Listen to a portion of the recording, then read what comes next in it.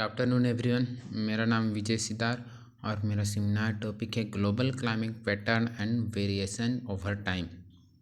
मतलब इसमें हम ग्लोबल क्लाइमेट पैटर्न को देखेंगे और वेरिएशन ओवर टाइम को भी देखेंगे। तो सबसे पहले देखते हैं कि ग्लोबल क्लाइमेट पैटर्न क्या है। तो ये जो ग्लोबल क्लाइमेट पैटर्न है पृथ्वी के वायुमंडलीय ताप के उतार चढ़ाव को ही, मतलब पृथ्वी में जो वायुमंडल है उसके उतार चढ़ाव को ही ग्लोबल क्लाइमेट चेंज कहते हैं। तो इसमें सबसे पहले ये देखते हैं कि इंट्रो। पृथ्वी की सतह पर गर्मी और वर्षा के दीर्घकालिक वितरण को वैश्विक जलवायु कहा जाता है। सूर्य से गर्मी पृथ्वी के औसत तापमान का लगभग 60 फ़ारेनहाइट होता है तक सीमित रहते हैं। एक सीमा के भीतर जो वैश्विक जीवन में अनुपत्ति होती है और तरल पानी के ग्रह के जीवन बनाए रखने के लिए जलांशों को बनाए रखती है।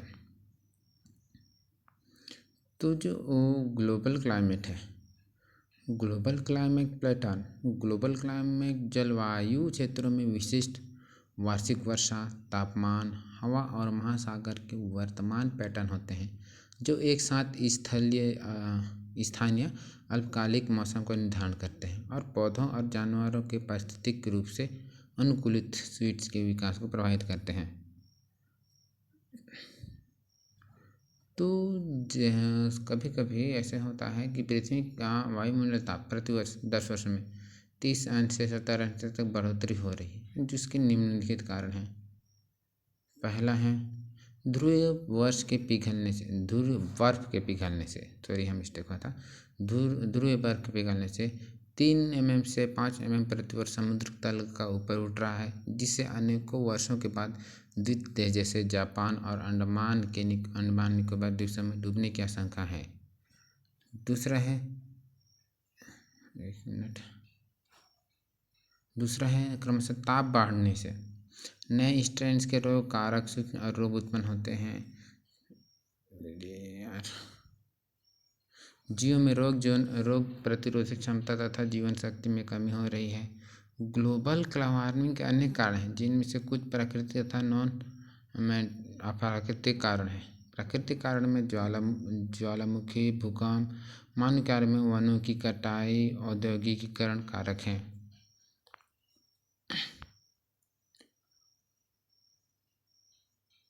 जिससे वर्षा के ऊर्जा के प्रदान के लिए ईंधन जलाने के तरीके CO2 वातावरण में जाकर ग्रीन हाउस इफेक्ट बढ़ रही है। इसके अलावा ट्रांसपोर्टेशन से फुल CO2 का निकालना ग्लोबल वार्मिंग का मुख्य कारण है। इसमें ग्रीन हाउस पृथ्वी का तापमान विस्तृत और अंतरिक्ष हो जाता है, किंतु CO2 की अधिकता के कारण CO2 के अणु को अवशोषित करते हैं। इससे वायुमंडल कम टेम्परेचर बढ़ता है। इसे ही ग्रीन हाउस प्रभाव कहते हैं। तो इसमें और एक आता है एसिड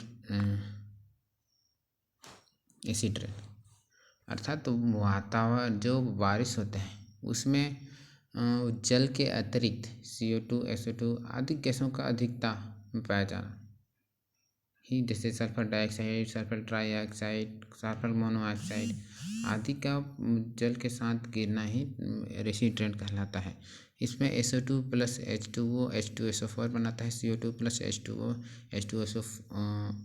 H2CO3 बनाता है। ग्लोबल वार्मिंग इसका आगे देखते हैं। ग्लोबल वार्मिंग से निपटने के उपाय हैं। पूरी दुनिया में UNSLD एक संस्था के माध्यम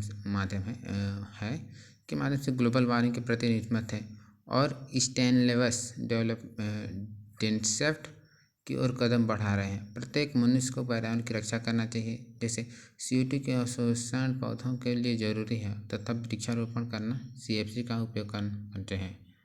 आगे है ग्रुपिंग में ट्रैवलिंग करना चाहिए, जैसे सिंगल वाहनों में यदि यात्रा करते हैं तो वायु प्रदूषण होने का ज़्यादा खतरा रहता है। इसलिए जैसे हो सके ग्रुपिंग में ट्रैवलिंग करना चाहिए। और maintenance of fitness process and accident का उपयोग करना चाहिए। परंपरागत ऊर्जा स्रोत का गैर पारंपरिक जैसे सूर्य प्रकाश, वायु उसका ज़्यादातर उपयोग करना चाहिए। जो नहीं ख़त्म होने वाले हैं। ख़त्म होने वाले जो जैसे पेट्रोल, डीजल, कोयला आदि हैं, उनका कम से कम उपयोग होना चाहिए। और वर्षा में अनियमितता, जब पानी अचानक ज़्यादा मात्रा में सूख जाते हैं, जब पानी अचानक ज़्यादा मात्रा में गिरते हैं,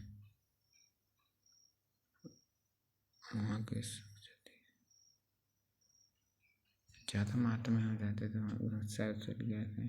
वर्षा में अनियमितता क्लाइमेट चेंज के सूचक होते हैं, जैसे कुछ ही समय में बहुत ज़्यादा वर्षा होती है।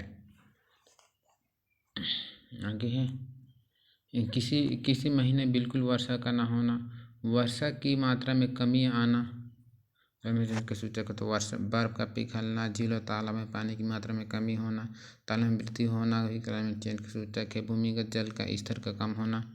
और आगे है क्लाइमेट चेंज। आगे क्लाइमेट चेंज के कारण पृथ्वी के ध्रुवों में जमी हुई बर्फ पिघल सकती है, जिससे समुद्र की जल स्तर बढ़ जाता है और समुद्र तटीय इलाके पानी में डूब सकते हैं। बहुत सारे बर्फ भी पिघलने लगते हैं, जैसे हिमालय के ग्लेशियर चेंज भी पिघलने लगते हैं। ग्लोबल क्लाइमेट चेंज मौसम के बदलाव के कारण क्लाइमेट चेंज में हो जाते हैं, जो निम्न के तहत हैं। पहला है आपका टेम्परेचर, फिर एसिड रेन, वर्षा में अनियमितता, आगे है वनों की कटाई, जैव ईंधनों में दोहन, उद्योग के विकास से। और आगे हाँ, ये वही चीज़ है जो जैसे पहले ही बताया था, H2O plus SO2 plus H2SO4 जो बनता है। आगे है वेरिएशन ओवर टाइम, मौलिक स्थिरता का समय रूपांतर।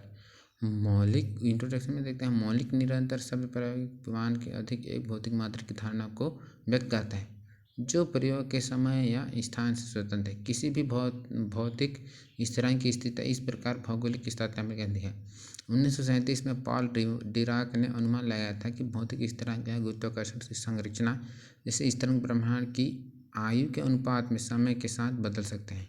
यहाँ ठीक संरचना निरंतर गुरुत्वाकर्षण स्थान और प्रोटॉन टू इलेक्ट्रॉन द्रव्यमान अनुपात को विशेष रूप से निर्मित करता है। इन सभी के लिए अन्य समय निर्भरता पर परीक्षण के बेहतर बनाने के लिए प्रयास चल रहे हैं।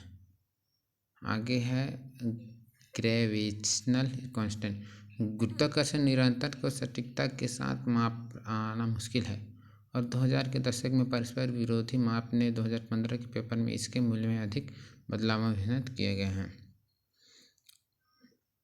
आगे है आपका conservation constant, conservation vacuum energy और बर्फ एनर्जी ब्रह्मांड निर्वात के ऊर्जा प्रबंधन का एक मापक है। यह पहली बार मापा गया है तथा और 1990 के दशक में एक सकारात्मक मूल्य मापा गया। यह वर्तमान में 2015 के अनुसार 122 अनुमानित है। इकाइयों में 10, कंसर्वेटिव में 122 अनुमानित है। 2011 में एक संशोधित ने प्रभावित किया, जिसमें वह एक क्षेत्र इस तरह से विकसित हो रहा है कि इनका मान ब्रह्मांड के इतिहास में रिमेन्स डाउट 2 बना है। तो इस तरह मेरा सेमिनार टॉपिक समाप्त होता है। Thank you.